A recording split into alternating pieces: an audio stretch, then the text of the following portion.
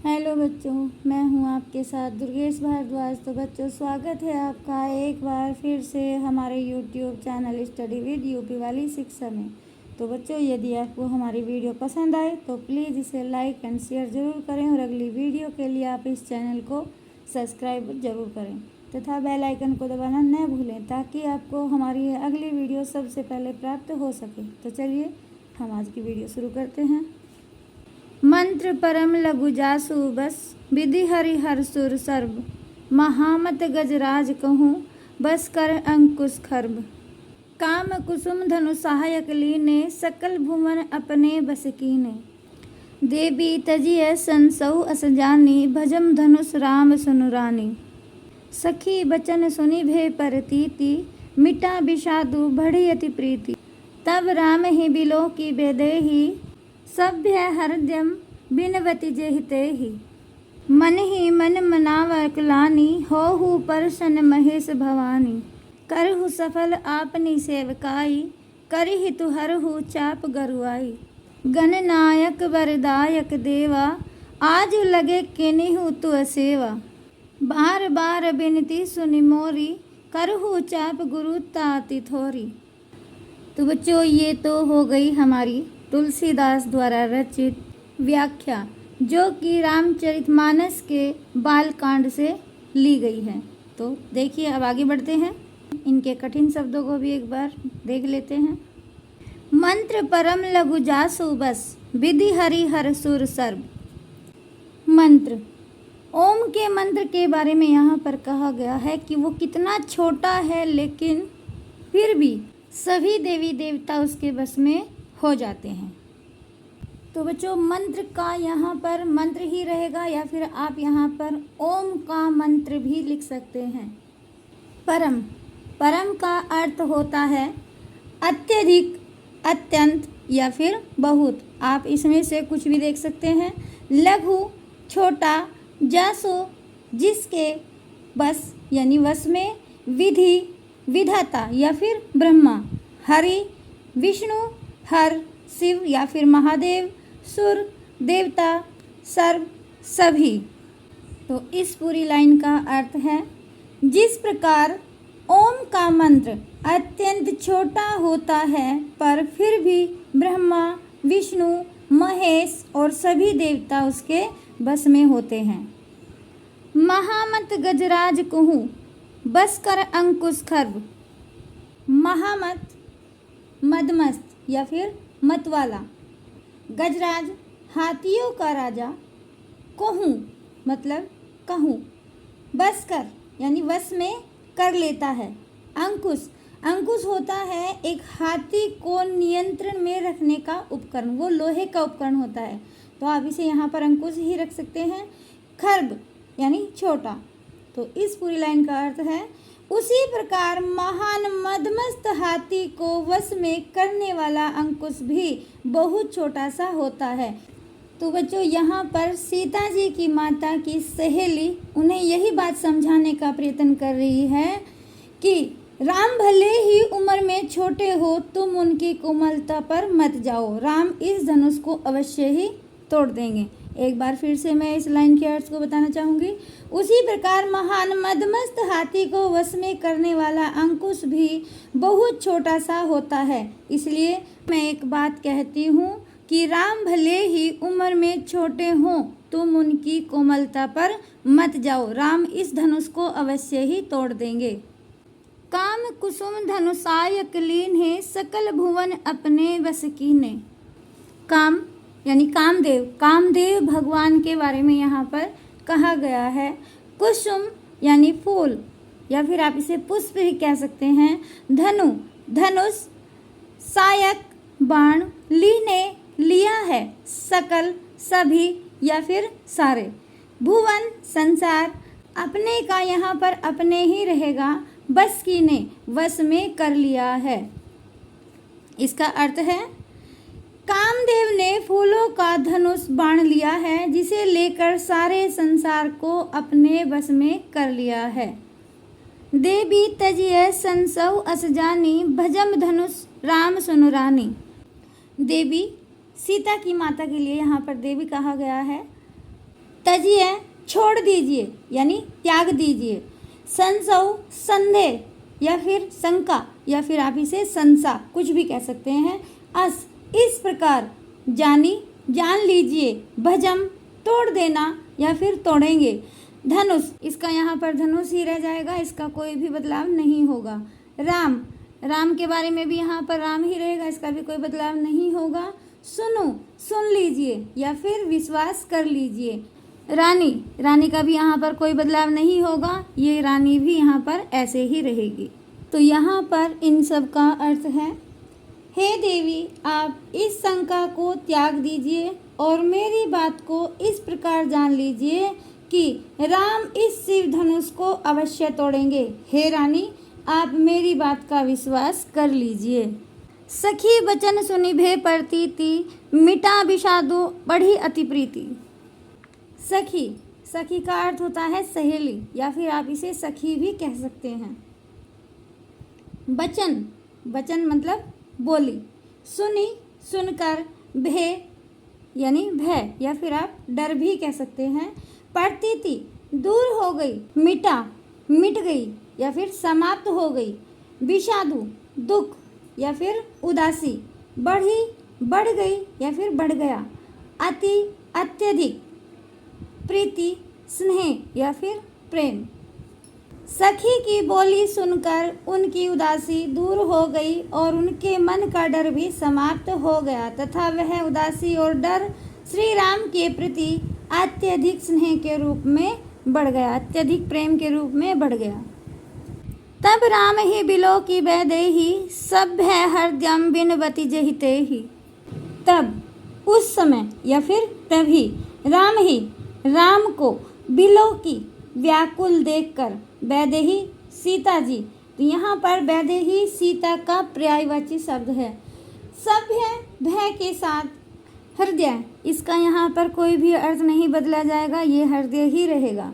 बिनवती विनती करना या फिर प्रार्थना करना। जय तेहि जिस जिससे।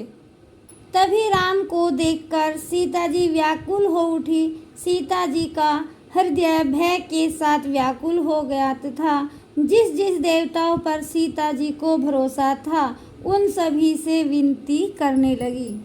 मन ही मन मनावकुलानी, होहु प्रसन्न महेश भवानी। मन ही मन, इसका कोई अर्थ नहीं बदला जाएगा, ये ऐसा ही रहेगा।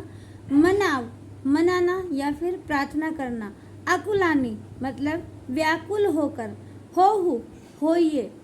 प्रसन्न, इसका कोई अर्थ नहीं बदला जाएगा, ये ऐसा ही रहेगा। महेश यानी शंकर या फिर शिव जी, महादेव आप कुछ भी कह सकते हैं। भवानी यानी पार्वती। मन ही मन व्याकुल होकर प्रार्थना करती हैं। कौन करती हैं प्रार्थना? सीता जी। हे शिव शंकर प्रसन्न हो जाइए, हे माँ पार्वती प्रसन्न हो जाइए। एक बार फिर से मैं इसके अर्थ को बता देती हूँ। सीता जी मन ही मन व्याकुल होकर प्रार्थना करती हैं कि हे शिव शंकर प्रसन्न हो जाइए, हे माँ पार्वती प्रसन्न हो जाइए। करहु सफल आपनी सेवकाई, करहि तो हरहु चाप गरुआई। करहु करिए, सफल का यहाँ पर कोई अर्थ नहीं बदला जाएगा, ये सफल ही रहेगा। आपनी आपकी, सेवकाई सेवा, करी करिए, हितु कल्याण, हरहु हर लीजिए या फिर समाप्त कर दीजिए। चाप धनुष, गरुआई भारीपन, आपकी सेवा सफल कर दीजिए। अर्थात जो मैंने आज तक आपकी सेवा की है, मेरी उस सेवा को सफल कर दीजिए, मेरा कल्याण कर दीजिए। हे प्रभु, अपने इस धनुष का भारीपन समाप्त कर दीजिए। गणनायक वरदायक देवा, आजु लगे किन्हु तू सेवा। गणनायक, कौन होता है गणनायक? गणों के नायक यानी गणेश जी। लेकिन यहाँ पर गणों के नायक शिवजी भगवान को यानी शिव शंकर को कहा गया है। वरदायक वरदान देने वाले, देवा यानी देवता, आजू लगे यानी आज ही के लिए, किन्हु किया है, तू है तुम्हारी या फिर आपकी, तो यहाँ पर तुम्हारी की जगह आपकी ही ज़्यादा अच्छा रहेगा। सेवा, सेवा का यहाँ पर कोई अर्थ नहीं बदला जाएगा, सेवा ही रहेगा। हे गणों के नायक, हे शिव जी भगवान, हे वरदान देने वालों देवी देवता, मैंने आज ही के लिए आप सबकी सेवा की है। बार बार विनती सुनी मोरी, करहु चाप गुरु ताती थोरी। बार बार, वैसे तो इसका यहाँ पर कोई अर्थ नहीं बदला जा सकता, लेकिन अगर आप इसे बदलना चाहते हैं तो यहाँ पर अनेकों बार भी कह सकते हैं। विनती, प्रार्थना या फिर विनती करना।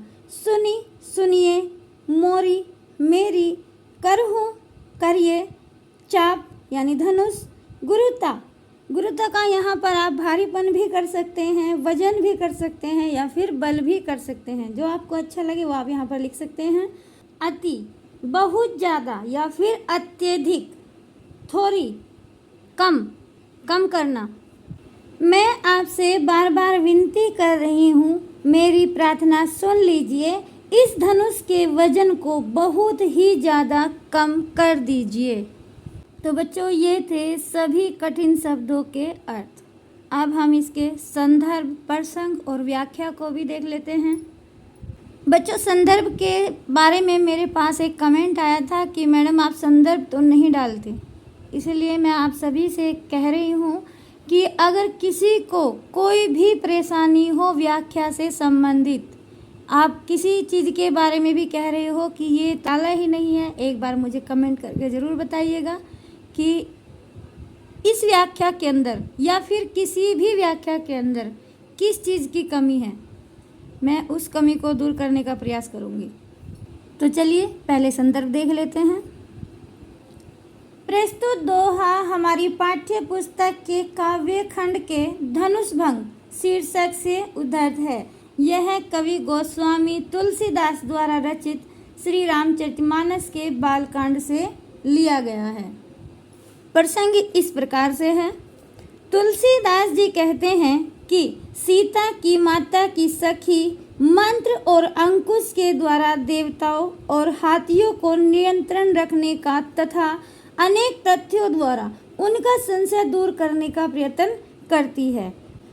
उधर सीता जी विचलित हृदय से श्री राम के लिए सभी देवताओं से विनती करती है। तो बच्चों, चलिए अब हम इस दोहे की व्याख्या को एक बार फिर से पढ़ लेते हैं। व्याख्या इस प्रकार से है। तुलसीदास जी कहते हैं कि सीता की माता की सखी कहती है कि जिस प्रकार ओम का मंत्र अत्यंत छोटा होता है, फिर भी ब्रह्मा, विष्णु, महेश और सभी देवी देवता उसके वश में हो जाते हैं, उसी प्रकार एक विशाल हाथी भी एक छोटे से लोहे के अंकुश के वश में हो जाता है। हे देवी, तुम राम को छोटा मत समझो, वे अवश्य ही धनुष को तोड़ देंगे। सीता की माता की सखी कहती है कि स्वयं भगवान कामदेव ने फूलों का धनुष बाण लेकर सारे संसार को ही अपने वश में कर लिया है। अतः हे देवी, आप अपनी इस शंका को त्याग दीजिए, मेरी बात सुनो रानी और मेरा विश्वास कीजिए, राम इस धनुष को अवश्य तोड़ देंगे। अपनी सखी की बातें सुनकर रानी का भय दूर हो गया और उनकी उदासी समाप्त हो गई और वह उदासी राम के प्रति स्नेह में बदल गई। तभी राम को देखकर सीता जी व्याकुल हो गई और उनका हृदय भय से कांपता हुआ सभी देवताओं से विनती करने लगा। सीता राम को देखकर व्याकुल होकर मन ही मन विनती कर रही थी कि हे शिव शंकर प्रसन्न हो जाइए, हे माँ पार्वती प्रसन्न हो जाइए, और जितनी भी आज तक मैंने आपकी सेवा की है उसका फल मुझे दे दीजिए, मेरा कल्याण कर दीजिए और इस धनुष का भारीपन समाप्त कर दीजिए। हे गणों के नायक, हे वरदान देने वालों देवी देवता, मैंने आज ही के लिए आप सभी की सेवा की है, उसका फल मुझे आज ही दे दो। मैं आपसे बार बार विनती कर रही हूँ, मेरी प्रार्थना को सुन लीजिए और इस धनुष के वजन को बहुत ही ज़्यादा कम कर दीजिए। तो बच्चों यहाँ पर हमारे कठिन शब्द भी हो चुके हैं, संदर्भ, प्रसंग और व्याख्या सभी पूरी हो चुकी हैं। अब हम इसके काव्य सौंदर्य को भी देख लेते हैं। भाषा, अवधि, शैली, प्रबंध और वर्णनात्मक गुण, माधुर्य, रस, भक्ति रस, छंद, दोहा और चौपाई, छंद इसमें दोनों हैं, शब्द शक्ति, अभिधा और लक्षणा। अब हम इसके अलंकार को भी देख लेते हैं। बच्चों यहाँ पर अलंकार दो हैं, एक अनुप्रास अलंकार है और एक पुनरुक्ति अलंकार है। अनुप्रास अलंकार को देख लेते हैं पहले। मंत्र परम और मन ही मन, मनाव में मैवर्ण, हरिहर में है और रेवर्ण, संसाव उसमें उ तथा सैवर्ण तथा काम कुसुम में कै तथा मैं वर्ण की आवृत्ति बार बार हो रही है। तो जहाँ पर एक ही वर्ण की आवृत्ति दो या दो से अधिक बार हो चुकी हो वहाँ पर अनुप्रास अलंकार हो जाता है। अब हम पुनरुक्ति अलंकार को देख लेते हैं। बार बार में एक ही शब्द की पुनरावृत्ति होने के कारण पुनरुक्ति अलंकार हो जाता है। तो बच्चों हमारी व्याख्या पूरी हो चुकी है। मैं पूरी उम्मीद के साथ कह सकती हूँ कि आपको ये व्याख्या सही लगी होगी, लेकिन अगर फिर भी आपको इसमें कुछ अधूरा सा लगे कि इस व्याख्या में ये शब्द या फिर ये लाइन या फिर कुछ भी नहीं है तो मुझे कमेंट बॉक्स में ज़रूर लिखिएगा। अच्छी लगी तो भी कमेंट बॉक्स में ज़रूर लिखिएगा। धन्यवाद।